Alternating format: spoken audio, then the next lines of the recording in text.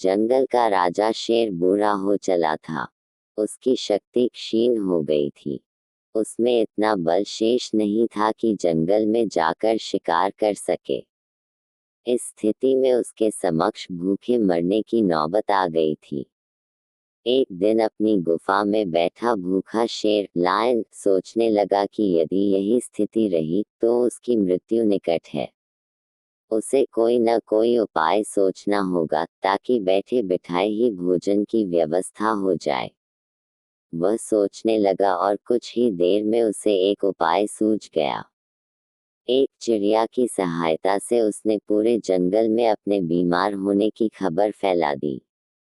जंगल के राजा शेर के बीमार होने की खबर सुनकर जंगल के जानवर उसका हाल चाल पूछने उसके पास पहुंचने लगे। शेर इसी ताक में था।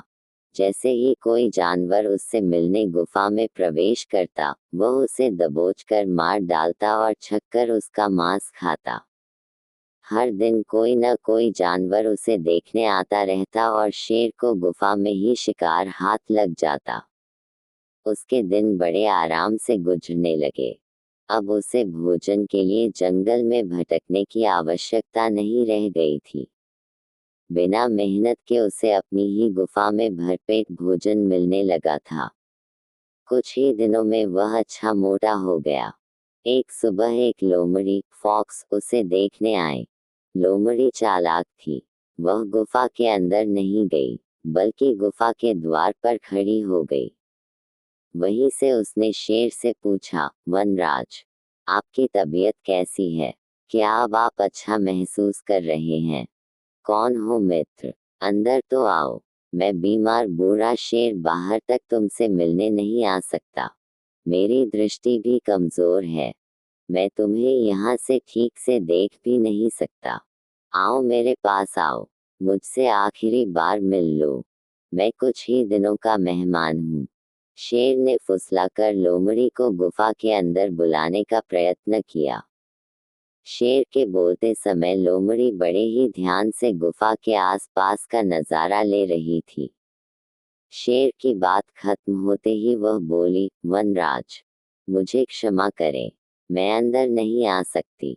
आपकी गुफा में अंदर जाते हुए जानवरों के पैरों के निशान तो हैं, किंतु बाहर आते हुए नहीं। इसका अर्थ मैं समझ गई हूँ। सब कुछ जानते बूझते हुए भी यदि मैं अंदर आ गई, तो उस जानवरों की तरह मारी जाऊंगी, जिनके पैरों के ये निशान हैं। इसलिए मैं जा रही हूँ।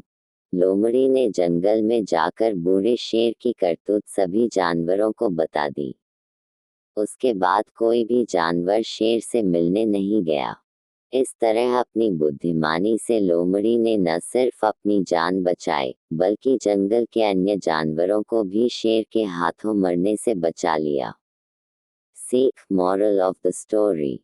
बुद्धिमान व्यक्ति दूसरों की गलतियों से सबक लेते हैं।